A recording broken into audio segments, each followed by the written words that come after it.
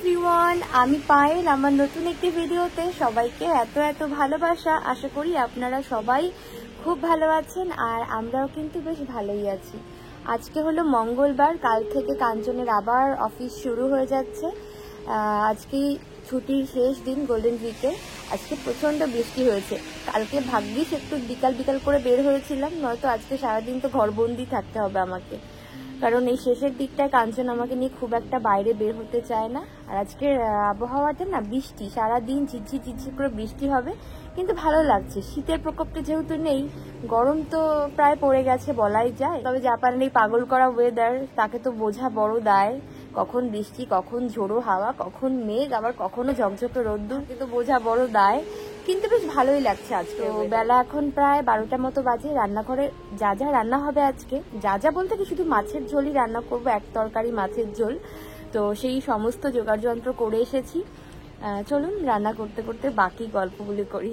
Golden উইকের ছুটি মূলত এক একটি অফিসে বা এক একটি সংস্থার একই রকম ভাবে পড়ে। কোনো অফিসে 7 থেকে 8 দিনের মতো ছুটি রয়েছে গোল্ডেন উইকে, আর কোনো অফিসে আবার 5 থেকে 6 দিন। সব অফিসেরই মূলত ওয়ার্ক শিডিউল অনুযায়ী নিজস্ব ক্যালেন্ডার রয়েছে, আর সেই ক্যালেন্ডার ধরে ধরেই ছুটিগুলো দেয়া হয়। গেল সপ্তাহে বৃহস্পতিবার পর্যন্ত অফিস হয়ে শুক্রবার থেকে শনি রবি ধরে মঙ্গলবার পর্যন্ত কাঞ্চনের অফিস ছুটি ছিল, আর আগামীকাল থেকে আবার শুরু হয়ে যাচ্ছে ছুটি। এই বছরের জন্য ওরা একটু কম পেয়েছে বলা যায়। ধনিয়া পাতার গাছগুলো এই ব্যালকনিতে দিয়েছিলাম ঠিকই, তবে ভাবিনি এত ভালো হবে। কি সাংঘাতিক ভাবে ফলন হয়েছে দেখুন। তবে কলমি শাকের বীজগুলো দোকান থেকে কিনেই তো বুনেছিলাম, ভেবেছিলাম ভালোই ফলন পাবো, সেই মতো কিছুই হলো না। যাকগে, টমেটো গাছগুলো দারুণ হয়েছে। ওপাশে আরেকটা ফাঁকা টব রয়েছে, সময় মতো আরেকটা টমেটোর চারা এনে বসিয়ে দেব। শুধু শুধু পড়ে থাকবে কেন খালি টব। আমার ফেসবুক পেজে যারা ভিডিও দেখেন তারা প্রত্যেকেই জেনে থাকবেন, এই সপ্তাহে রবিবার আমার স্বাদের অনুষ্ঠান করা হয়েছে। অনুষ্ঠানের শেষে প্রত্যেক বাড়িতেই তো একটু খাবার বেঁচে যায়, তো আমাদেরও খাবার কিছুটা বেঁচে গিয়েছিল, যদিও খুব বেশি বলা যায় না। ওই ধরুন আমাদের দুজনের জন্য প্রায় 2 দিনের মতো খাবার বেঁচে গিয়েছিল। তো সেই খাবার দাবার গতকাল রাতেই শেষ হয়েছে, আর আজকেও যেহেতু ছুটির দিন রয়েছে, তাই ভাবলাম বেলা করে ঘুম থেকে উঠি আর রান্নাবান্নার অত চাপের মধ্যে যাব না। এমনিতেই ওই স্বাদের অনুষ্ঠান যাবার পর একটা দিন আমার শরীরটা বেশ খারাপ ছিল, সারা শরীর আর শরীরের প্রত্যেক মজ্জায় মজ্জায় ব্যথা ছিল। আসলে অনেক হুটোপাটা হয়েছে, দাঁড়িয়ে দাঁড়িয়ে অনেক রান্নাবান্নাও করেছি, তাই হয়তো এমন হয়েছে। সকালবেলা একটু আগে আগে ঘুম থেকে উঠে কাঞ্চন এই ফ্রোজেন পাবদা মাছগুলো বের করে রেখেছে। সুন্দর নরম হয়ে গিয়েছে বলে আমি এখন রান্না করতে পারছি। ওই আমার ভরসায় যদি রাখতো তাহলে আজকে ডিমের ঝোলই ভরসা ছিল। এই পাবদা মাছ যতই সর্ষের তেল নুন হলুদ মাখিয়ে ভাজতে বসাই না কেন, কিছুতেই ওই তেল চারিদিকে ছিটে আসা বন্ধই হয় না। ওই আজকেও তার ব্যতিক্রম নয়, তাই ঢাকা দিয়ে হালকা আঁচে ভাজতে বসালাম, আর এদিকে একটা রুমাল দিয়ে গ্যাসের চারিদিকটা আমি ভালো করে মুছে দিলাম। স্বাদের অনুষ্ঠানে একটু দূরে কাঞ্চন বাজার করতে গিয়েছিল, সেখানে বেশ নানান রকম শুক্তো বানানোর সবজি টাটকা পাওয়া যায়। ওই দিনকেই এই ডাটাগুলো দেখতে পেয়ে 1 প্যাকেট মতো তুলে এনেছে। যদিও এই ডাটার সঙ্গে পাতা বা শাক কিছুই ছিল না, শুধু লম্বা লম্বা কিছু ডাটা একটা প্যাকেটের মধ্যে ভরে বিক্রি হচ্ছিল। কিছু পাবদা মাছ ভাজা হয়ে গিয়েছে, আর এই বাকি রয়েছে 3টে, এগুলো মোটামুটি ভাজা হয়ে গিয়েছে। পাবদা এমনিতে খুব বেশি কড়া করে ভাজলে তার স্বাদ অনেকটাই নষ্ট হয়ে যায়, তাই চলুন এখন একটা প্লেটে তুলে রাখি।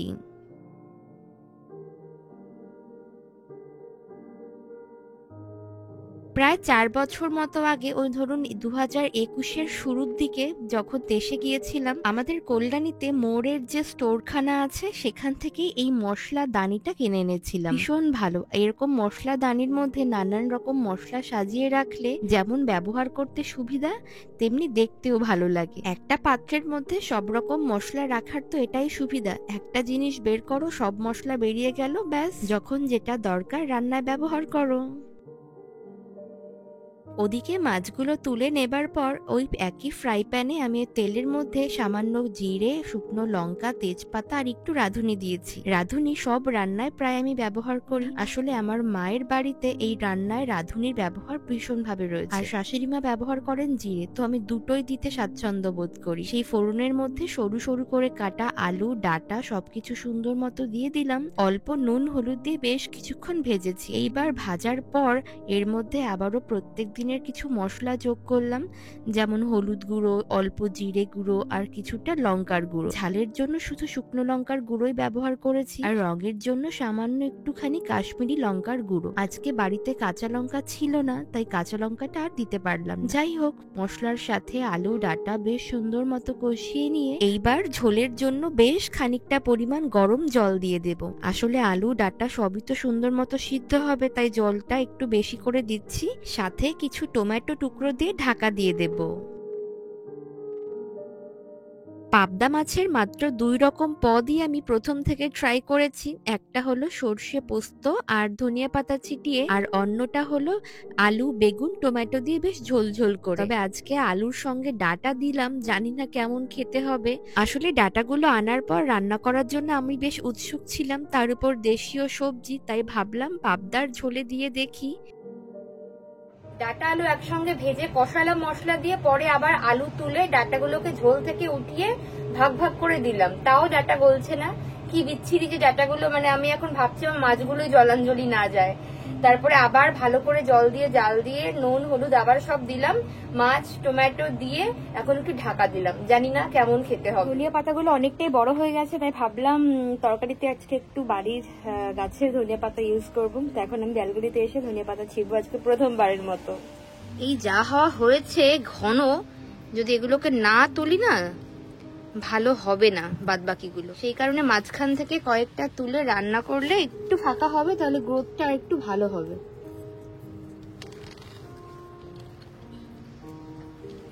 যে কটা তুললাম আরো কয়েকটা তুলবো।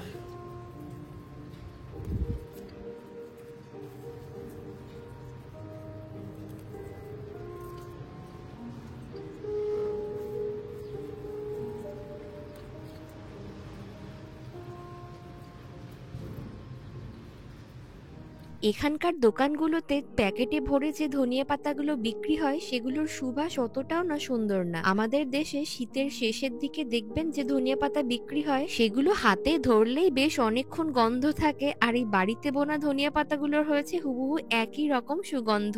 বাড়িতে চাষ করা যে কোনো ফসল হয়তো দোকানের মতো অত সুন্দর দেখতে না, তবে তার একটা আলাদা আনন্দ রয়েছে। এই দেখুন না, ব্যালকনি থেকে এনে সরাসরি ধুয়ে তরকারিতে দিলাম, কি আনন্দ। সবই ভালো, তবে দেশের সবজি ভেবে এই ডাঁটাগুলোকে যে আমি রান্না করার জন্য এত আগ্রহ দেখালাম, তারা আমাকে ভীষণ বিষণ্ণ করলো। যাই হোক, ওই যে ঝোল থেকে তুলে আবার ভাগ ভাগ করে দিলাম, এখন একটু নরম হয়েছে। আসলে আমারই বোঝা উচিত ছিল, এগুলো তো আর সরাসরি দেশ থেকে আসে না। আমাদের চাষি ভাইরা যেভাবে চাষ করেন, এগুলো চাষের পদ্ধতি হয়তো অন্যরকম। আরো কিছুটা পরিমাণ ডাঁটা রয়েছে ফ্রিজে, তো ভাবছি এর পরদিন রান্না করলে আমি আগে থেকেই অর্ধেক অর্ধেক করে কেটে সিদ্ধ করে তারপর রান্না করব। সত্যি কথা বলতে রান্না বান্না যদি একটু খারাপ হয়ে যায়, মানে যেমন ভাবে ভাবি করব উল্টো ভাবে যদি হয়ে যায়, তাহলে মনটা ভীষণ খারাপ হয়ে যায় আমার। আর আজকে ডাটাগুলো না গলে আমার অনেকটা গ্যাস নষ্ট হয়েছে, ওই জন্য ভাবলাম ধুর আর ডাটা গলিয়ে লাভ নেই। আলু মাছ সব দিয়ে দিলাম, ধনেপাতা দিয়ে এখন নামিয়ে দিলাম, জানি না খাওয়ার সময় কি হবে। চলুন এখন ফ্রেশ হয়ে আসি, স্নান করে নিই।